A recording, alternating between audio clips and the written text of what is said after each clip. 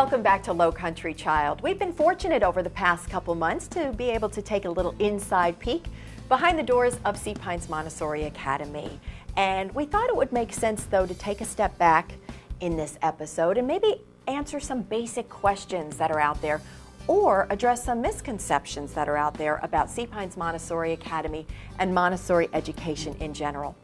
Darcie Patrick joins me now. She's the head of school at Sea Pines Montessori Academy. Thank you for joining us today. Oh, thank you so much for inviting me.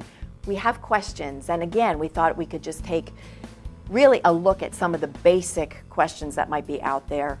What is Sea Pines Montessori Academy? And then we can ask maybe, what is Montessori education all about? Right, thank you. What is Sea Pines Montessori Academy? Well, first, I would like to say that SPMA is the first school in the state of South Carolina who was fully accredited by the International Montessori Council. And Montessori is the leading form of education throughout the world. It's in 22,000 schools across the world in 125 countries, and there's 5,000 Montessori schools in the United States. Ours was founded in 1968 by Mary Frazier, and we're located right at the back gate of Sea Pines. And it is an accredited school. Yes. So help us understand, when we see Montessori, that name Montessori used elsewhere, how do we know what we're dealing with there? Right.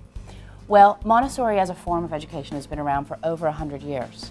However, the term Montessori was never copywritten by Dr. Maria Montessori. Okay.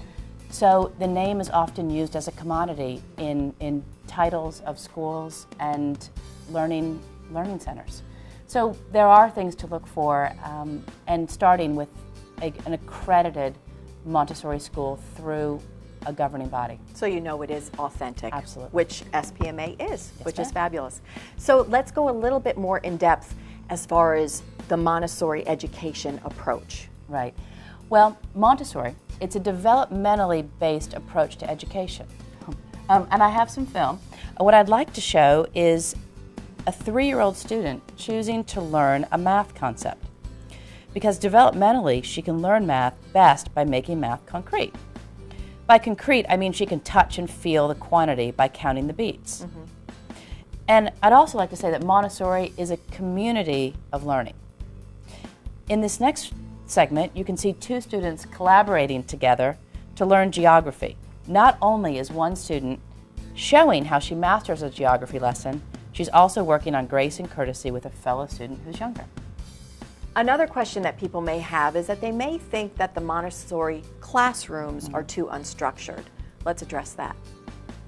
Thank you for allowing me to dispel this misconception.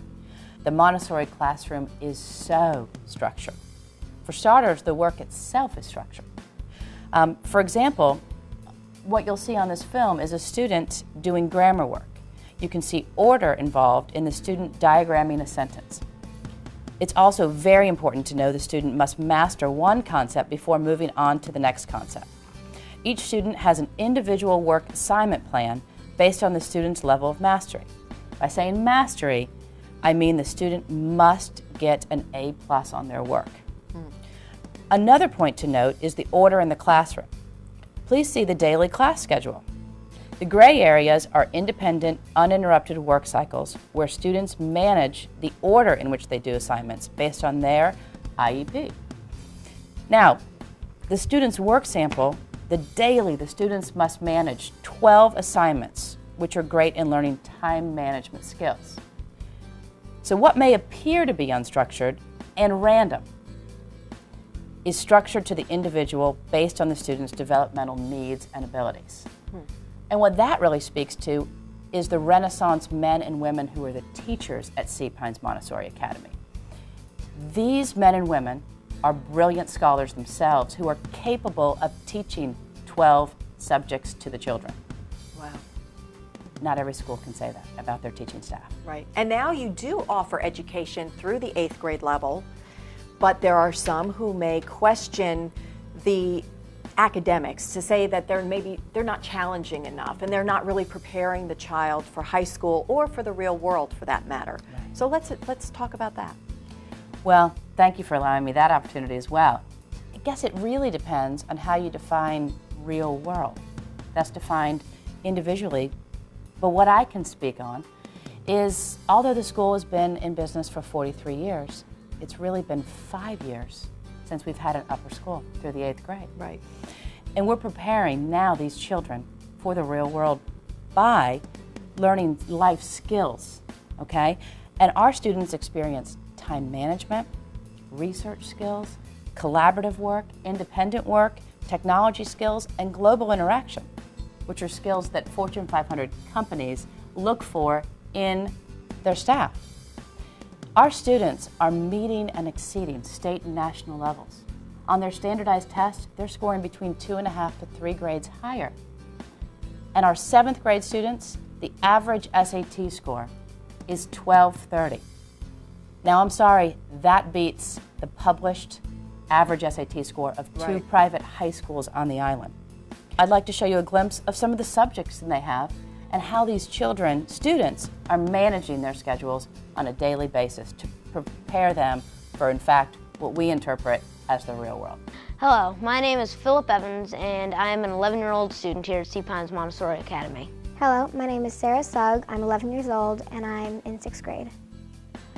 This year, I have been learning about time management and prioritizing my work. I will prioritize my work from most to least demanding every day. Some works I've been working on currently are my math, algebra, and my anatomy studies. Every week I'll have at least 12 works to do. Some works I have to do with other students, like my history. And this is my partner who I've been working with on history, Sarah. I do my individual work for my history here for my reports, and me and Philip have also collaborated to make this PowerPoint for our history. I've also done some botany chart cycles along with my write-up, and I've also done some math and my Montessori Model United Nations work.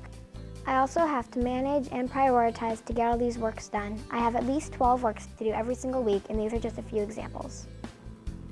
Well, we hope we've been able to answer some of your questions out there about SPMA and Montessori education in general. But if you have more questions, the best thing to do is visit Sea Pines Montessori Academy. Absolutely. Please, every Tuesday, we have tours that we offer at 9:15 on campus, led by our Director of Admissions, Shannon Alford. And we welcome you, anyone. We've met Shannon in previous episodes, so you'll see that familiar face there. Right.